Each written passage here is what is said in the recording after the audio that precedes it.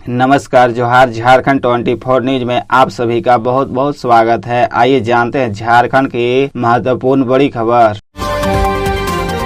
आयोग के कर्मचारी और अधिकारियों को मिली जान से मारने की धमकी, पुलिस अलर्ट। झारखंड संयुक्त स्नातक स्तरीय सीजीएल परीक्षा 2023 का परिणाम जारी होने के बाद से अभ्यर्थी आंदोलनरत हैं। लोग परीक्षा रद्द कर सीबीआई जांच की मांग को लेकर अड़े हुए हैं। आंदोलनरत छात्र इस कदर आक्रोशित हैं कि अब आयोग के कर्मचारियों और अधिकारियों को जान से मारने की धमकियां तक मिल रही है। हालांकि धमकी देने वाले लोग छात्र है या कोई और, इसकी पुष्टि नहीं हुई है। पुलिस को इसकी सूचना दे दी गई है। इसे लेकर सभी थानों को सतर्क कर दिया गया है। दरअसल झारखंड कर्मचारी चयन आयोग ने शनिवार को एक प्रेस रिलीज जारी किया है। इसके मुताबिक उनका दावा है कि जेएसएससी सीजीएल प्रश्न पत्रों की जांच के लिए सूचना प्रकाशित होने के बाद से ही आयोग को ईमेल के माध्यम से धमकी भरा पत्र मिला, जिसमें पदाधिकारियों और कर्मचारियों को भद्दी गालियां देने के साथ ही जान से मारने की धमकी दी जा रही है।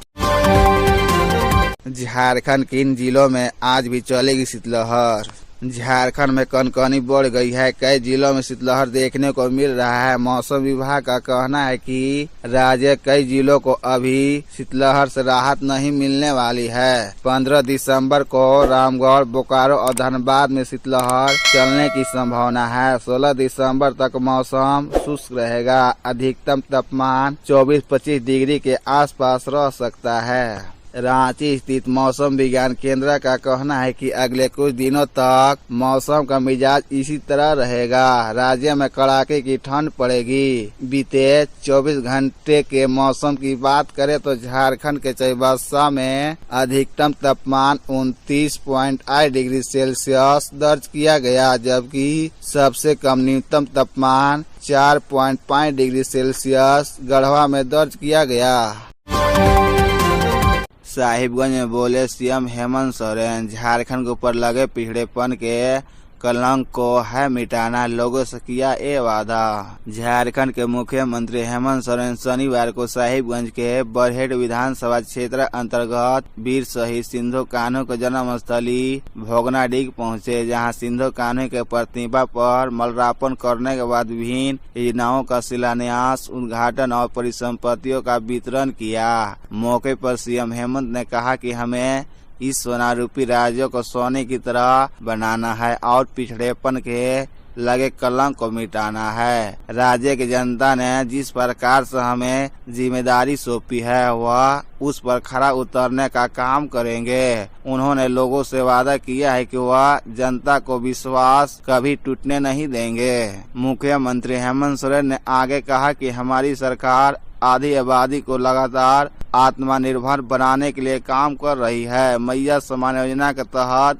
अब तक 50 लाख महिलाओं को उनके खाते में राशि भेजी जा चुकी है। उन्होंने राज्य की जनता का आभार प्रकट करते हुए कहा कि वह उनके विश्वास को कभी टूटने नहीं देंगे।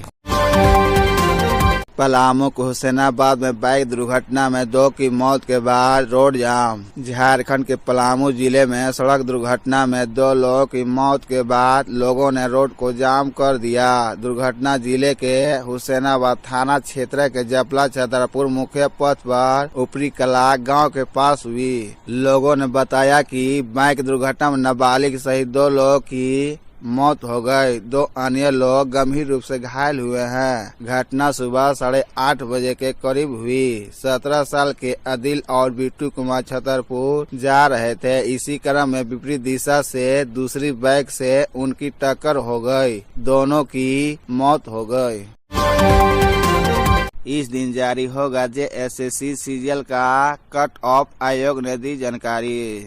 जेएसएससी सीजीएल की परीक्षा जो कि बीते कुछ महीनों से काफी ज्यादा चर्चे में है, उसे लेकर एक बड़ा अपडेट आया है। बता दें कि यह परीक्षा 21 और 22 सितंबर को पूरे झारखंड में आयोजित की गई थी और इसमें 3,04,694 उम्मीदवार शामिल हुए थे। परीक्षा के तुरंत बाद कुछ अभ्यर्थियों ने पेपर लीक का आरोप लगाया और तब से लेकर अब तक यह मामला शांत नहीं हुआ है। छात्रों ने कई तरह से प्रदर्शन किए, सोशल मीडिया पर ट्रेड कराया और सरकार से यह मांग की कि इस परीक्षा को रद्द किया जाए। यहाँ तक कि शिकायतकर्ताओं ने हाई कोर्ट में भी केस दर्ज कर दिया है। हालांकि जेएसएससी ने शिकायतकर्ताओं से कई बार साझ मांगे थे जो वो देने में असफल रहे। इसके बाद जेएसएससी ने पहले आंसर की निकाला और 4 दिसंबर को परिणाम भी जारी कर दिया। साथ ही 16 से 20 दिसंबर तक डॉक्यूमेंट वेरिफिकेशन का भी ऐलान कर दिया और साथ ही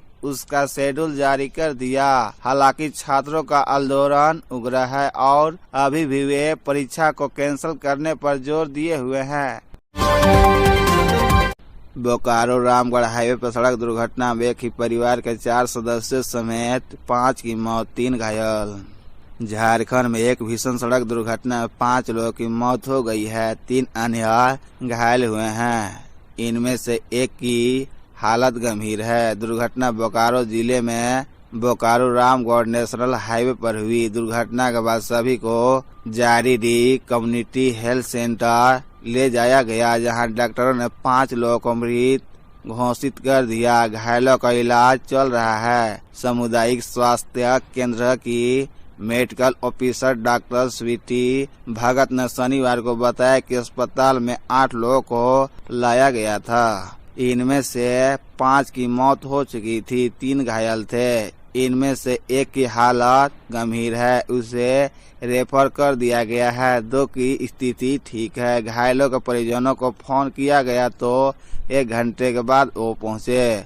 बोकारो जिले के कसमारा थाना क्षेत्र के दांतू गांव में शुक्रवार की देर शाम NH 23 पर डाक बंगला के सामने सड़क जाम की वजह से एक कार खड़े टेलर से टकरा गई। इसमें रामगढ़ जिले के गोला प्रखंड के रहने वाले एक ही परिवार के 4 सदस्यों समेत 5 की मौत हो गई।